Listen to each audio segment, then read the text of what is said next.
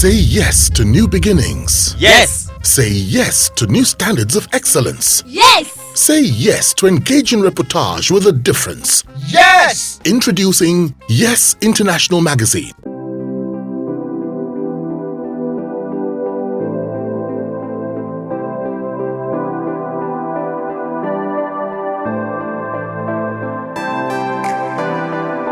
What makes a good gospel musician? The first thing, and I will say this without fear or favor. A lot of people come into this thing with money. If your priority, your mindset of coming in is wrong from the beginning, then it's only a matter of time before you crash. When I started, I was thank God now I'm seeing money, it's coming in, But at the time I started, it wasn't for the money. I wasn't seeing money.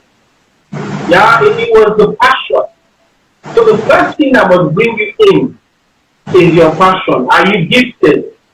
And you must be open to criticism. For me, before I came in, I had to confirm and reconfirm that. Do I have a voice? Can I sing? What are you guys hearing? Are you hearing what I'm hearing when I sing? Because you could hear yourself sound like nightingale when you sing in your bathroom. But when you come on the stage and pick that place like a fool, some people are hearing Jesus, be magnified. And you cannot go anywhere too far with that kind of. I'm sorry. I'm just going to keep you real. You have to know what you're doing. You have to understand your gift, and you have to be in control of your gift.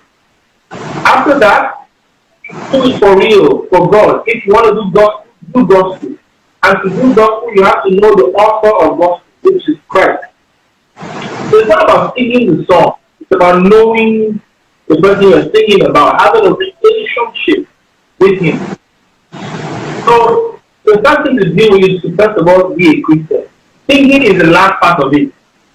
Be a real Christian, have a prayer life. I'm not saying you're perfect. I said it earlier, I am not a perfect being. Here, I have my own flaws. There are many.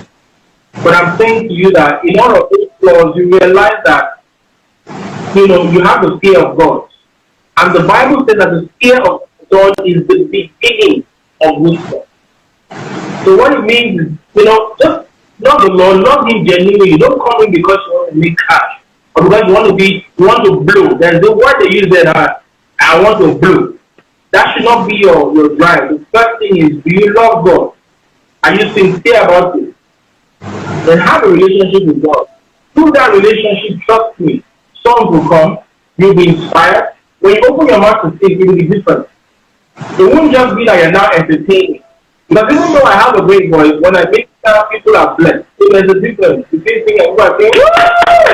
And you sing and people are just like, wow, there's an atmosphere in the room. It doesn't just come like that. You have to take it. You have to. It's earned. It's not something that just throw at you. The anointing is earned. So that's it. It takes a lot. The practical aspect is that will always happen. But work on your spirituality first, and let your music will catch up. Interesting. My sister and my friend Grace Alma, I can see you. Thank you very much for joining us. Now, but we have some gospel artists who are not really born again, or who we know, or who we think, or who we believe are not born again. So, how are those ones coping in that genre of music? I would say to you, first of all, my belief in God tells me not to judge any man. However, we know. But it's one thing for you to see and know, but from where I sit, the Bible says, judge not that ye be not judged. Remember I say I have my own translation. I'm sure as you're sitting over there on that side, you also have some things that you do at some point, maybe not now because we're getting older, but that you've done that you probably look back and say, oh, I do that. So it's just about learning, asking the Holy Ghost to came up. A wild animal, a wild dog can be tamed. That's if you want to be tamed. If you want, emphasis on if you choose to be, because if you don't choose to be tamed, I'm using the one animal thing as, you know what I mean. I'm trying to just use that as a kind of like, you know. But basically, at the end of the day, it won't be you that will judge a person that's not good. Let me explain something real quick, and I'll drop it. Somebody who we all see and feel like, this guy or this woman, this one not fit make heaven, or this guy or this day don't mess up. How he go call himself just? Do you know the amount of grace on that person's life? Do you know maybe the person has gone to God in their secret place to weep before the Lord to say, God, I am so sorry. I know I keep messing up. You know, I apologize, Lord. I want to make a change. And they're sincere about it. And God has forgiven them. But we as humans and with our limited sight, we still judge them based on what they did last week or last year. So I'm saying that, and I'm not trying to say that commit sin and go to God, because I mean, don't take the grace of God for granted. Just because you can sin and then you can go to God and say, Lord, I'm sorry. Doesn't mean you should not live that kind of life where all the time you just say, I'll sin and then tomorrow I'll go and I'll sin. You must learn to understand that sin is important. So I don't judge people. That person that we look at and say, oh, he's a bad guy.